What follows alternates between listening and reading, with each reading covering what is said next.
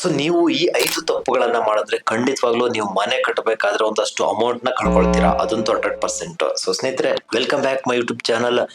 ನಾನು ನಿಮ್ಮ ಗೌರೀಶ್ ಮಾತಾಡ್ತಾ ಇದ್ದೀನಿ. ಇವತ್ತಿನ ವಿಡಿಯೋದಲ್ಲಿ ನಾನು ನಿಮ್ಗೆ ತಿಳಿಸ್ಕೊಡ್ತೀನಿ. ಲಾಸ್ಟ್ ಕೆಲವೊಂದಷ್ಟು ಶಾರ್ಟ್ಸ್ ಮುಖಾಂತರ ನಾನು ನಿಮ್ಗೆ ತಿಳಿಸ್ಕೊಟ್ಟಿದ್ದೆ, ನಾವು ಒಂದು ಮನೆಯನ್ನ ಕಟ್ತಾ ಇದ್ದೀವಿ, ಈ ಒಂದು ಮನೆಗೆ ಸಂಬಂಧಪಟ್ಟಂತ ಒಂದಷ್ಟು ಅಪ್ಡೇಟ್ಸ್ ನಾನು ನಿಮ್ಗೆ ಡೈಲಿ ಕೊಡ್ತೀನಿ ಅಂತ. ಅದಕ್ಕೆ ಸಂಬಂಧಪಟ್ಟಂತೆ ಪ್ರೈಸಸ್ ನಾನು ಕೊಟ್ಟಿರ್ಲಿಲ್ಲ. ಸೊ ಇವತ್ತಿನ ಈ ಒಂದು ವಿಡಿಯೋದಲ್ಲಿ ಪ್ರೈಸಸ್ ನ ತಿಳಿಸ್ಕೊಡ್ತೀನಿ. ಮತ್ತೆ ಈ ಇಂಪಾರ್ಟೆಂಟ್ ಆಗಿರ್ತಕ್ಕಂಥ ವಿಡಿಯೋನ ಯಾಕೆ ಮಾಡ್ತಾ ಇದ್ದೀನಿ ಅಂದ್ರೆ, ನನಗಾಗಿರ್ತಕ್ಕಂಥ ಒಂದು ಎಕ್ಸ್ಪೀರಿಯನ್ಸ್ ನಾನು ನಿಮ್ಮೊಂದಿಗೆ ಹಂಚ್ಕೊಳ್ಬೇಕು. ಅದರ ಜೊತೆಗೆ ಯಾರಾದ್ರೂ ಮನೆಯನ್ನ ಕಟ್ಟಬೇಕಾದ್ರೆ ಏನೇನೆಲ್ಲ ಒಂದು ಅಂಶಗಳ ಗಮನದಲ್ಲಿ ಇಟ್ಕೊಂಡಿರ್ಬೇಕಾಗುತ್ತೆ. ಸ್ವಲ್ಪ ಯಾಮಾರಿದ್ರೆ ಎಲ್ಲಿ ನಾವು ಎಡುತ್ತೀವಿ, ಎಲ್ಲಿ ನಮ್ಗೆ ನಷ್ಟ ಆಗುತ್ತೆ, ಅವುಗಳನ್ನ ನನಗಾಗಿರ್ತಕ್ಕಂಥ ಒಂದು ಏನು ನಷ್ಟ ನಿಮ್ಗೆ ಆಗ್ಬಾರ್ದು, ನಾನ್ ಮಾಡಿರ್ತಕ್ಕಂಥ ತಪ್ಪನ್ನ, ನಾನ್ ಮಾಡಿರ್ತಕ್ಕಂಥ ಮಿಸ್ಟೇಕ್ಸ್ ನ ನೀವು ಮಾಡಬಾರ್ದು ಅನ್ನೋ ಕಾರಣದಿಂದ ಈ ಒಂದು ವಿಡಿಯೋನ ಮಾಡ್ತಾ ಇರ್ತಕ್ಕಂಥದ್ದು. ವಿಡಿಯೋ ತುಂಬಾ ಇಂಪಾರ್ಟೆಂಟ್ ಆಗಿರುತ್ತೆ, ಒಂಚೂರು ಲೆಂತ್ ಆಗ್ಬೋದು, ಬೇಜಾರು ಮಾಡ್ಕೋಬೇಡಿ.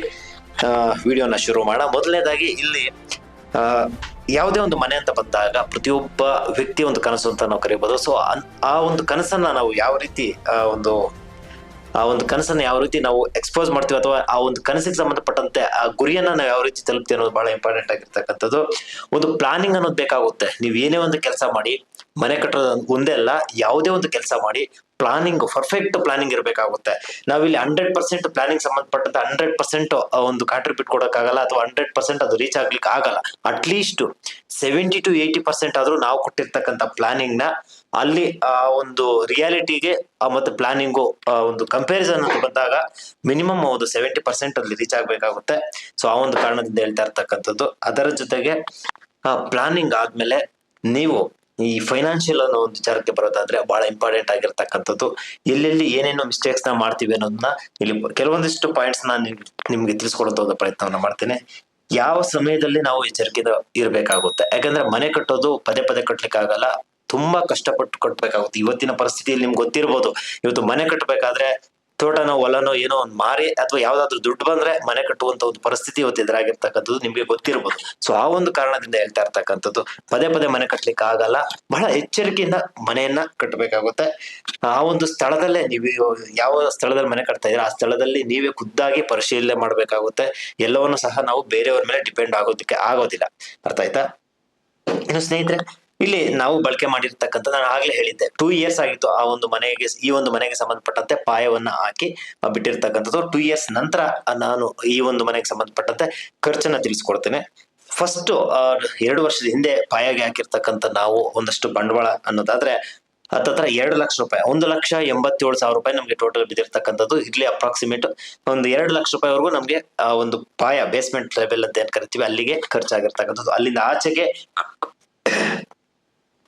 ಕಳೆದ 1 ತಿಂಗಳ ನಂತರ ಖರ್ಚು ಯಾವ ತರ ಆಯ್ತು ಅನ್ನೋದನ್ನ ನಾವಿಲ್ಲಿ ತಿಳಿಸ್ಕೊಡ್ತಾ ಹೋಗ್ತೇನೆ. ಇಲ್ಲಿ ಲಿಂಟಲ್ ಪಿಲ್ಲರ್ಗೆ ಸಂಬಂಧಪಟ್ಟಂತೆ ಮತ್ತೆ ಲಿಂಟಲ್ಗೆ ಸಂಬಂಧಪಟ್ಟಂತೆ ಮೇನ್ ಪಿಲ್ಲರ್ಸ್ಗೆ ಸಂಬಂಧಪಟ್ಟಂತೆ ಟೋಟಲ್ 9 ಪಿಲ್ಲರ್ ಇರ್ತಕ್ಕಂಥದ್ದು. ಸೊ 10 ಹಾಕ್ಬೇಕಾಗುತ್ತೆ, ಎಕ್ಸ್ಟ್ರಾ 1 ಪಿಲ್ಲರ್ ನಾವು ಹಾಕೊಳ್ತೀವಿ. ಸೊ ಆ ಒಂದು ಕಾರಣದಿಂದ ಪಿಲ್ಲರ್ಗೆ ಸಂಬಂಧಪಟ್ಟಂತೆ, ಕಬ್ಬಿಣಕ್ಕೆ ಸಂಬಂಧಪಟ್ಟಂತೆ ಎಂಸ್ಯಾಂಡು ಮತ್ತೆ ಎಂಸ್ಯಾಂಡ್, ಅದರ ಜೊತೆಗೆ ಇಟ್ಟಿಗೆ ಜಲ್ಲಿ ಇರ್ಬೋದು. ಸೊ ದಪ್ಪ ಜಲ್ಲಿ ಅಂತ ನಾವೇನ್ ಕರಿತೀವಿ, 20 mm ಜಲ್ಲಿ. ಸೊ ದಪ್ಪ ಜಲ್ಲಿ ಇರ್ಬೋದು. ಸೊ ಇದಕ್ಕೆ ಸಂಬಂಧಪಟ್ಟಂತೆ ಮತ್ತೆ ಕಿಟಕಿ ಬಾಗಿಲುಗಳು ಮತ್ತೆ ಲೇಬರ್, ಇನ್ನು ನೆಕ್ಸ್ಟ್ ಸಿಮೆಂಟ್.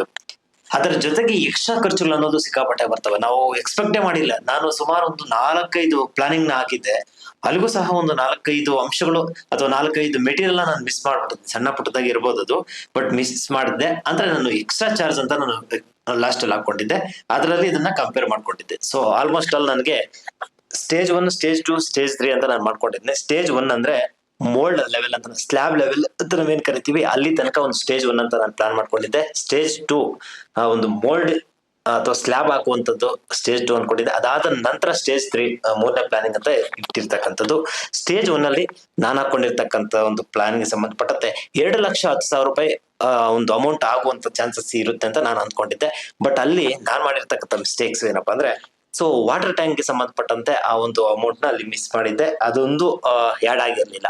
ಸೊ ಅದನ್ನು ಆಡ್ ಮಾಡ್ಕೊಂಡು ಈಗ ಟೋಟಲ್ ಆಗಿರ್ತಕ್ಕಂಥದ್ದು 2,40,000. ಸೊ ಟೋಟಲ್ ನನಗೆ 30,000 ರೂಪಾಯಿ ಏನೋ ಸ್ವಲ್ಪ ಜಾಸ್ತಿ ಆಗಿರ್ತಕ್ಕಂಥ. ಅಪ್ರಾಕ್ಸಿಮೇಟ್ ಒಂದು 70 to, ನಾನು ಆಗ್ಲೇ ಹೇಳಿದೆ, ಒಂದು ಪ್ಲಾನ್ ಅಂತ ಬಂದಾಗ ಒಂದು 70-80% ಅಟ್ಲೀಸ್ಟ್ ರೀಚ್ ಆಗ್ಬೇಕಾಗುತ್ತೆ. ಆ ರೀತಿ ಒಂದು ನಾವು ಪ್ಲಾನಿಂಗ್ ಅನ್ನ ಮಾಡ್ಬೇಕಾಗುತ್ತೆ.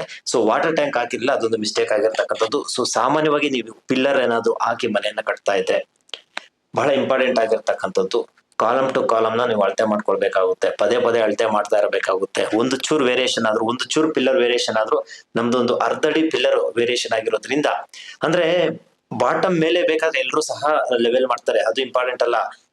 ಏನು ಪಿಲ್ಲರ್ ಆಗುವಂತ ಸ್ಥಳದಲ್ಲಿ ನಾವು ಮಣ್ಣನ್ನು ಹಾಕ್ದಿರ್ತೀವಿ, ಆ ಒಂದು ಸ್ಥಳದಲ್ಲಿ ಟೇಪ್ ಅನ್ನ ಇಟ್ಕೊಂಡಾಗ ವೇರಿಯೇಷನ್ ಆಗುವಂತ ಚಾನ್ಸಸ್ ಇರುತ್ತೆ. ಸೊ ಆ ಒಂದು ಸಂದರ್ಭದಲ್ಲಿ ಎಚ್ಚರಿಕೆಯಿಂದ ಇರಬೇಕಾಗುತ್ತೆ.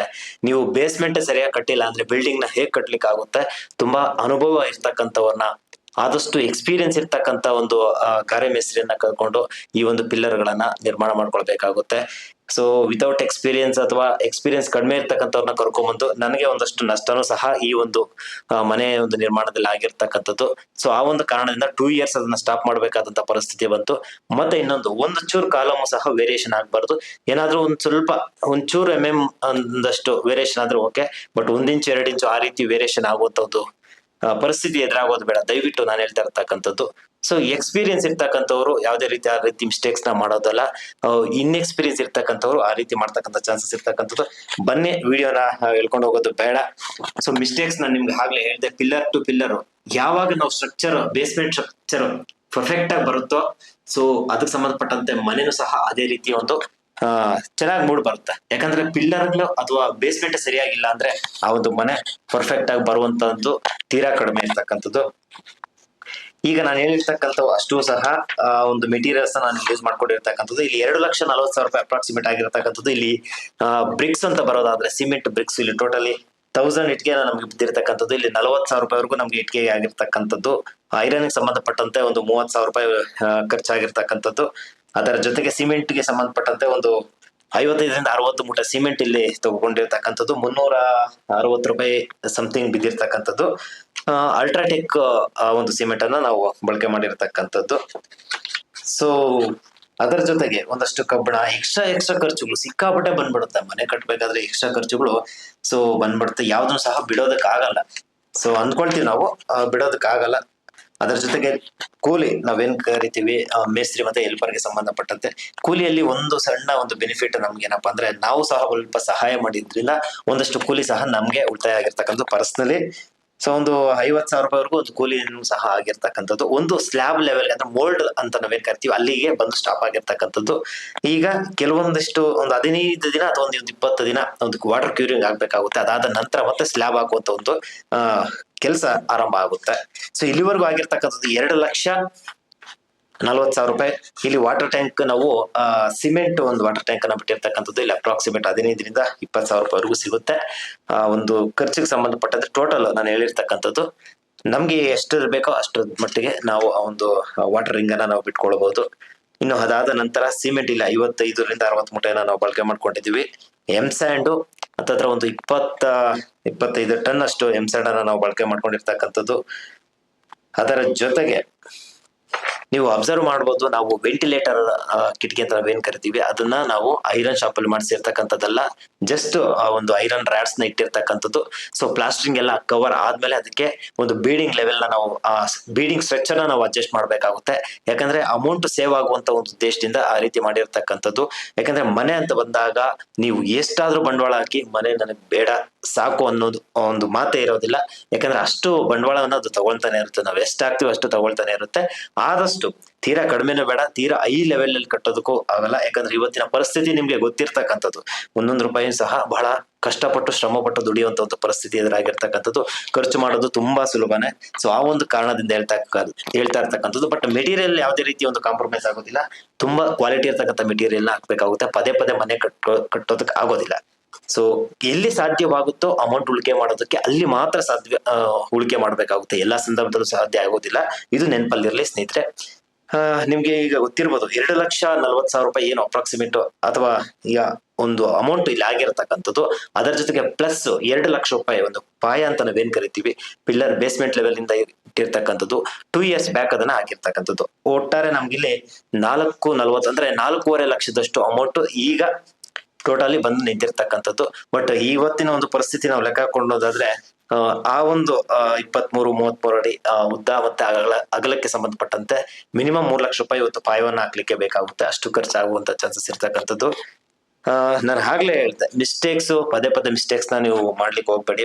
ಒಂದು ಪಿಲ್ಲರ್ ಅನ್ನ ನಾವು ಇಲ್ಲಿ ಅಬ್ಸರ್ವ್ ಮಾಡ್ತಾ ಇರಬೇಕಾಗುತ್ತೆ, ಗೋಡೆ ಸಂಬಂಧಪಟ್ಟಂತೆ ಟ್ಯೂಬ್ ಲೆವೆಲ್ ಸಂಬಂಧಪಟ್ಟಂತೆ ಅಬ್ಸರ್ವ್ ಮಾಡ್ತಾ ಇರಬೇಕಾಗುತ್ತೆ. ಒಂದು ಚೂರು ವೇರಿಯೇಷನ್ ಬಂದ್ರು ಅದು ಹಾಗೆ ಪ್ಯಾಚ್ ಆಗ್ತಾ ಹೋಗುತ್ತೆ.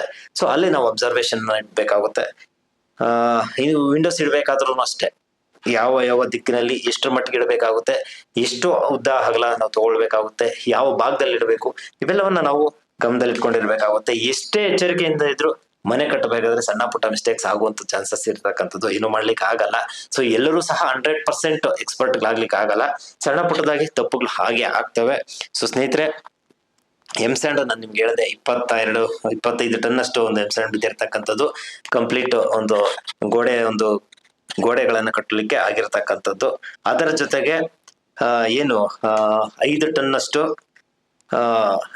ಜಲ್ಲಿ 20 mm ಜಲ್ಲಿ, ಸಾರಿ ಸಣ್ಣ ಜಲ್ಲಿ ಅಂತ ನಾವೇನ್ ಕರಿತೀವಿ, ಆ ಒಂದು ಜಲ್ಲಿಯನ್ನು ನಾವು ಹೊಡ್ಸಿರ್ತಕ್ಕಂಥದ್ದು. ಆ ಒಂದು ಜಲ್ಲಿ ನಮ್ಗೆ ಅಪ್ರಾಕ್ಸಿಮೇಟ್ ಎಲ್ಲ ಸೇರಿ 2,40,000 ಹೇಳಿರ್ತಕ್ಕಂಥದ್ದು. ನಾನು 600 to 700 rupees ಈಗ ಒಂದು ಟನ್ ಅಷ್ಟು ಇರ್ತಕ್ಕಂಥದ್ದು. ಇನ್ನು ಎಕ್ಸ್ಟ್ರಾ ಖರ್ಚುಗಳು ಸಹ ಬಂದಿರತಕ್ಕಂಥದ್ದು, ಅವೆಲ್ಲವನ್ನ ವಿಡಿಯೋದಲ್ಲಿ ತಿಳಿಸ್ಕೊಡುವಂತ ಅವಶ್ಯಕತೆ ಇಲ್ಲ ಅಂತ ನಾನು ಅಂದ್ಕೊಳ್ತೀನಿ. ಅಪ್ರಾಕ್ಸಿಮೇಟ್ ಒಂದು ಮನೆಯನ್ನ ಕಟ್ಟಬೇಕಾದ್ರೆ 1 ಸ್ಕ್ವೇರ್ ಫೀಟ್ ಅಥವಾ ಕನ್ವರ್ಟ್ ಮಾಡಿ, ನೀವು ಹಾಕೊಂಡಿರ್ತಕ್ಕಂಥ ಮೆಜರ್ಮೆಂಟ್ಗೂ ಆ ಒಂದು ಇದನ್ನ ಕನ್ವರ್ಟ್ ಮಾಡಿದ್ರೆ ಎಷ್ಟು ಬರುತ್ತೆ ಖರ್ಚು, ಒಂದು ಅಪ್ರಾಕ್ಸಿಮೇಟ್ ನಾನು ಅಂದ್ಕೊಂಡಿರ್ತಕ್ಕಂಥ ಖರ್ಚು ನಾನು ಓಪನ್ ಆಗಿ ಹೇಳ್ತೀನಿ, 8 ಲಕ್ಷಕ್ಕೆ. ಅಂದ್ರೆ ಪಾಯ ಬಿಟ್ಟು, ಫಸ್ಟ್ ನಾವು ಪಾಯ ಏನಾಗಿದ್ವಿ 2 ಲಕ್ಷ ರೂಪಾಯಿ, ಅದನ್ನ ಬಿಟ್ಟಲ್ಲ, ಅದನ್ನು ಸೇರಿಸಿ 8 ಲಕ್ಷ ರೂಪಾಯಿಗೆ ಈ ಒಂದು ರೇಷ್ಮೆ ಹುಳುಗಳನ್ನ ಸಾಕಾಣಿಕೆ ಮಾಡೋದಕ್ಕೆ ಒಂದು ಮನೆಯನ್ನ ನಿರ್ಮಾಣ ಮಾಡ್ಕೊಳ್ತೀವಿ ಅಂತ ನಾನು ಒಂದು ಪ್ಲಾನಿಂಗ್ ಅನ್ನ ಹಾಕೊಂಡಿರ್ತಕ್ಕಂಥದ್ದು. ಅದಕ್ಕೆ ಸಂಬಂಧಪಟ್ಟಂತೆ ಒಂದು 80% ರೀಚ್ ಆಗುವಂತ ಒಂದು ನಂಬಿಕೆ ನನಗಿದೆ. ನಿಮ್ಗೆ ಗೊತ್ತಿರ್ಬೋದು, ಅಪ್ರಾಕ್ಸಿಮೇಟ್ ಈಗ 4 ಲಕ್ಷ ಏನ್ ಖರ್ಚಾಗಿದೆ, ಇನ್ನು 3.5 ಲಕ್ಷದಲ್ಲಿ ಸ್ಲ್ಯಾಬ್ ಹಾಕುವಂತದ್ದು ಪ್ರಕ್ರಿಯೆ ಆರಂಭ ಆಗುತ್ತೆ. ಸೊ ನಾವ್ ಎಷ್ಟೇ ಎಕ್ಸ್ಪೆಕ್ಟೇಷನ್ಸ್ ಇಟ್ಕೊಂಡ್ರು ಅಥವಾ ಎಷ್ಟೇ ಪ್ಲಾನಿಂಗ್ ಮಾಡಿದ್ರು ಸಣ್ಣ ಪುಟ್ಟ ಮಿಸ್ಟೇಕ್ಸ್ ಆಗುವಂತ ಚಾನ್ಸಸ್ ಇರ್ತಕ್ಕಂಥದ್ದು. ಅದರ ಜೊತೆಗೆ ಎಕ್ಸ್ಟ್ರಾ ಖರ್ಚುಗಳು ಸಹ ಬರುವಂತ ನಿರೀಕ್ಷೆಗಳು ಇರ್ತಕ್ಕಂಥದ್ದು. ಅದೇನು ಮಾಡ್ಲಿಕ್ಕೆ ಆಗಲ್ಲ ಜೀವನದಲ್ಲಿ ಅಥವಾ ಲೈಫ್ ಅಲ್ಲಿ ಪದೇ ಪದೇ ಮನೆಗಳನ್ನ ಕಟ್ಲಿಕ್ಕೆ ಆಗಲ್ಲ. ಕಟ್ಟೋದು ಒಂದೇ ಸಲ ಇರ್ಬೋದು, 2ನೇ ಸಲ ಇರ್ಬೋದು, ಆದಷ್ಟು ಎಚ್ಚರಿಕೆಯಿಂದ ಕಟ್ಟಬೇಕಾಗುತ್ತೆ. ಸೊ ಇದಿಷ್ಟು ನಾವು ಕಟ್ತಾ ಇರ್ತಕ್ಕಂತ ರೇಷ್ಮೆ ಹುಳು ಮನೆಗೆ ಸಂಬಂಧಪಟ್ಟಂತ ಒಂಚೂರು ಮಾಹಿತಿ. ಇದ್ರ ಬಗ್ಗೆ ನಿಮ್ಗೆ ಏನಾದ್ರು ಪ್ರಶ್ನೆಗಳಿದ್ರೆ ದಯವಿಟ್ಟು ಕಮೆಂಟ್ ಸೆಕ್ಷನ್ ಅಲ್ಲಿ ಕಮೆಂಟ್ ಮಾಡಿ. ಸಾಧ್ಯ ಆದ್ರೆ ನೆಕ್ಸ್ಟ್ ವಿಡಿಯೋನ ನಾನು ಮನೆ ಒಂದು ನಿರ್ಮಾಣದ ಸ್ಥಳದಿಂದ ನಾನು ಆದಷ್ಟು ನಿಮ್ಗೆ ವಿಡಿಯೋ ಮುಖಾಂತರ ತಿಳಿಸ್ಕೊಡುವಂತ ಒಂದು ಪ್ರಯತ್ನವನ್ನ ಮಾಡ್ತೇನೆ. ಸೊ ಇನ್ನು ಮೆಟೀರಿಯಲ್ ಸಂಬಂಧಪಟ್ಟಂತ ನಾನು ನಿಮ್ಗೆ ಹೇಳಿದ್ದೀನಿ, ಡಿಸ್ಕ್ರಿಪ್ಷನ್ ಬಾಕ್ಸ್ ಅಲ್ಲೂ ಸಹ ನಾನು ನಿಮ್ಗೆ ಕೊಟ್ಟಿರ್ತೀನಿ. ಸೊ ಎಲ್ಲವನ್ನೂ ವಿಡಿಯೋದಲ್ಲಿ ಹೇಳಲಿಕ್ಕೆ ಆಗೋದಿಲ್ಲ. ಸೊ ಆ ಒಂದು ಕಾರಣದಿಂದ ಡಿಸ್ಕ್ರಿಪ್ಷನ್ ಬಾಕ್ಸ್ ನಲ್ಲಿ ಕ್ಲಿಯರ್ ಆಗಿ ಕೊಟ್ಟಿರ್ತಿದ್ದೀನಿ. ಇದ್ರ ಬಗ್ಗೆ ನಿಮ್ಗೆ ಏನಿಸುತ್ತೆ ದಯವಿಟ್ಟು ಕಮೆಂಟ್ ಸೆಕ್ಷನ್ ಅಲ್ಲಿ ಕಮೆಂಟ್ ಮಾಡಿ. ಈ ವಿಡಿಯೋನ ಇಲ್ಲೆಲ್ಲಿಂದ ನೋಡ್ತಾ ಇದ್ರೆ ದಯವಿಟ್ಟು ನಿಮ್ಮ ಜಿಲ್ಲೆಯ ಹೆಸರನ್ನ ದಯವಿಟ್ಟು ಕಮೆಂಟ್ ಸೆಕ್ಷನ್ ಅಲ್ಲಿ ಕಮೆಂಟ್ ಮಾಡಿ ಅಂತ ಹೇಳ್ತಾ ಇವತ್ತಿನ ವಿಡಿಯೋನ ಮುಗಿಸ್ತಾ ಇದ್ದೀನಿ. ನಮ್ಮ ಚಾನಲ್ ಸಬ್ಸ್ಕ್ರೈಬ್ ಮಾಡ್ಕೊಂಡಿಲ್ಲ ಅಂದ್ರೆ ಸಬ್ಸ್ಕ್ರೈಬ್ ಮಾಡ್ಕೊಳ್ಳಿ. ಸಿಗೋಣ ಮತ್ತೊಂದು ವಿಡಿಯೋದಲ್ಲಿ. ಅಲ್ಲಿ ತನಕ ಎಲ್ರಿಗೂ ನಮಸ್ಕಾರ.